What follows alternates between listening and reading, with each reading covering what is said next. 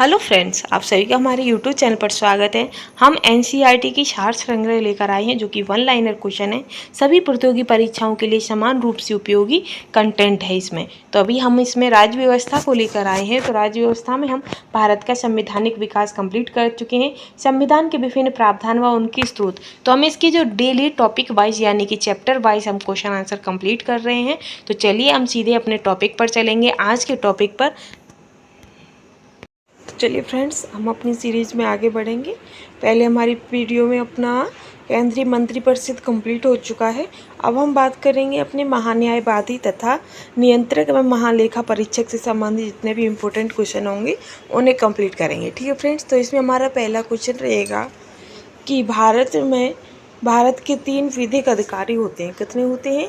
3 विधिक अधिकारी होते हैं। कौन से? भारत का महान्यायवादी, भारत का महाधिवक्ता और भारत के अपर महाधिवक्ता। ठीक है, अब आता है कि भारत के प्रथम महान्यायवादी कौन थे? तो वो आपके MC सीतलवाड़ थे। कौन थे? MC सीतलवाड़, जो कि भारत के प्रथम महान्यायवादी थे। ठीक है, इसी के साथ आगे रहेगा आपका कि भारत सरकार को कानूनी विषयों पर परामर्श कौन देता है? तो जो भारत सरकार को कानूनी विषयों पर जो परामर्श देते हैं वो अटॉर्नी जनरल यानी कि महान्यायवादी देते हैं। ठीक है, इसके आगे रहेगा आपका कि भारत का सर्वोच्च विधि अधिकारी कौन होता है? तो भारत का जो सर्वोच्च विधि अधिकारी है वो भारत का महान्यायवादी होता है। कौन होता है? भारत का महान्यायवादी। आगे है कि भारत का महान्यायवादी किसका विधि सलाहकार होता है? तो जो भारत का महान्यायवादी होता है वो आपके भारत सरकार का विधि सलाहकार होता है। ठीक है, आगे है कि राष्ट्रपति द्वारा महान्यायवादी को सौंपे गए कार्य। जो राष्ट्रपति महान्यायवादी को कार्य सौंपता है उसका वर्णन है कि भारत सरकार में संबंधित मामलों को लेकर उच्चतम न्यायालय में भारत सरकार की ओर से पेश होना। यानी कि राष्ट्रपति महान्यायवादी को वो कार्य क्षमता है कि भारत सरकार से संबंधित मामलों को लेकर उच्चतम न्यायालय में भारत सरकार की ओर से पेश होना। साथ ही नेक्स्ट है आपका संविधान में अनुच्छेद 143 के अंतर्गत राष्ट्रपति की ओर से उच्चतम न्यायालय में भारत सरकार का प्रतिनिधित्व करना। उच्चतम न्यायालय में भारत सरकार का प्रतिनिधित्व करना। नेक्स्ट है कि सरकार से संबंधित किसी मामले में उच्च न्यायालय में सुनवाई का अधिकार है। तो सरकार से संबंधित जो किसी मामले में उच्च न्यायालय में सुनवाई का अधिकार भी इन्हीं को प्राप्त होता है। ठीक है, आगे हम बढ़ेंगे। आगे है आपका कि अनुच्छेद 76(4) के अनुसार महान्यायवादी किसके प्रसाद पर्यंत पद धारण करेगा? तो जो अनुच्छेद 76(4) के अनुसार जो महान्यायवादी होते हैं वो राष्ट्रपति के प्रसाद पर्यंत पद धारण करेगा। ठीक है, आगे है कि भारत के महान्यायवादी को संसद के दोनों सदनों में बोलने, कार्रवाई में सम्मिलित होने और किसी भी संसदीय कमेटी का सदस्य होने का अधिकार है, परंतु वोट देने का अधिकार नहीं है। जो महान्यायवादी होते हैं वो संसद में दोनों सदनों में बोल सकते हैं, कार्रवाई में भी सम्मिलित हो सकते हैं, संसदीय कमेटी के सदस्य भी हो सकते हैं, लेकिन उन्हें वोट नहीं दे सकते हैं। ठीक है, आगे है कि सॉलिसिटर जनरल कौन होता है? तो जो सॉलिसिटर जनरल हैं वो आपके महान्यायवादी का अधीनस्थ होते हैं। कौन होते हैं? सॉलिसिटर जनरल महान्यायवादी के अधीनस्थ होते हैं। आगे है कि वर्तमान में भारत के महान्यायवादी कौन है? तो जो वर्तमान में आपके भारत के महान्यायवादी हैं वो के वेणुगोपाल हैं। कौन है? के वेणुगोपाल है। ठीक है, इसी के साथ आगे है आपका कि महान्यायवादी का पद संविधान के अनुच्छेद 76 के अंतर्गत एक संवैधानिक पद है, जबकि महाधिवक्ता का जो पद है वो संवैधानिक न होकर वैधानिक होता है। जो महान्यायवादी हैं उनका संवैधानिक पद है और जो महाधिवक्ता हैं उनका वैधानिक है। ठीक है, इसी के साथ आगे चलेंगे हम नेक्स्ट क्वेश्चन पर। नेक्स्ट है आपका कि भारत के प्रथम नियंत्रक एवं महालेखा परीक्षक कौन थे? तो जो भारत के प्रथम नियंत्रक एवं महालेखा परीक्षक हैं वो वीर नरहरि राव हैं। कौन है? वीर नरहरि राव। ठीक है, नेक्स्ट है कि राज्य सरकार को कानूनी विषयों पर कौन परामर्श देता है?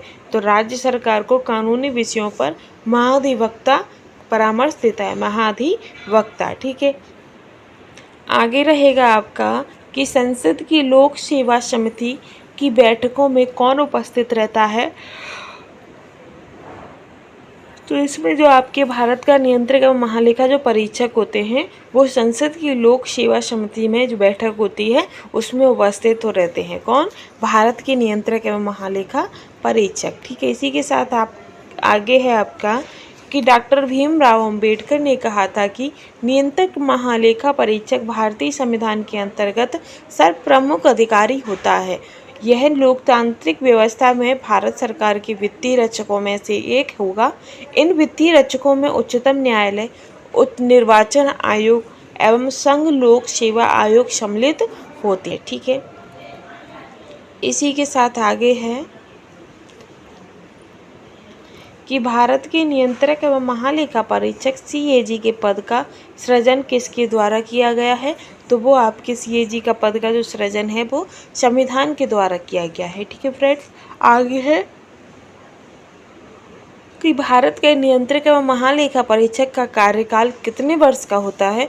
तो इनका जो कार्यकाल होता है वो 6 वर्ष का होता है, नियंत्रक एवं महालेखा परीक्षा का। ठीक है, इसी के साथ आगे रहेगा आपका कि भारत का नियंत्रक एवं महालेखा परीक्षक किसका मार्गदर्शक होता है?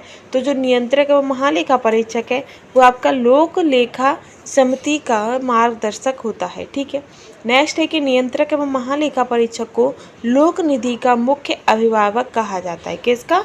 लोक निधि का मुख्य अभिभावक कहा जाता है। किसको?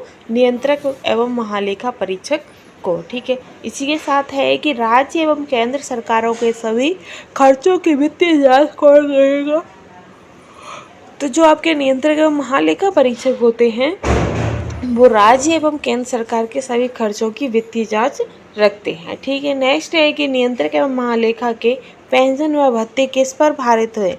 तो जो पेंशन और भत्ते होते हैं वो भारत की संचित निधि पर भारित होते हैं। किनके? नियंत्रक एवं महालेखा कार के। ठीक है, आगे है इसमें कि भारत के नियंत्रक एवं महालेखा परीक्षक से संबंधित अनुच्छेद। तो 148 है वो, उसमें लिखा है कि भारत के नियंत्रक एवं महालेखा परीक्षक की नियुक्ति एवं पदोन्नति के संबंध में आपका अनुच्छेद 148 है। साथ ही 149 आपका नियंत्रक एवं महालेखा परीक्षक के कार्य एवं शक्तियों से संबंधित है। 150 जो अनुच्छेद है वो आपका संघ तथा राज्यों की लेखा प्रारूपों के संबंध में राष्ट्रपति को सलाह से संबंधित है। और 151 आपके अंकेक्षण प्रतिवेदन से संबंधित है। ठीक है, अब आगे दिया गया है कि नियंत्रक एवं महालेखा परीक्षक अवकाश प्राप्ति के पश्चात कोई भी सरकारी पद धारण नहीं कर सकते हैं। तो इसी के साथ ये हमारा कंप्लीट होता है और इसके बाद जो हमारा नेक्स्ट वीडियो रहेगा वो संसद रहेगा। संसद से संबंध जो भी इम्पोर्टेंट क्वेश्चन होंगे उन्हें हम कंप्लीट करेंगे। ठीक है फ्रेंड, तो आज के लिए बस इतना ही। कंटेंट आपको पसंद आया हो तो प्लीज़ चैनल के साथ बने रहिएगा। Thanks for watching.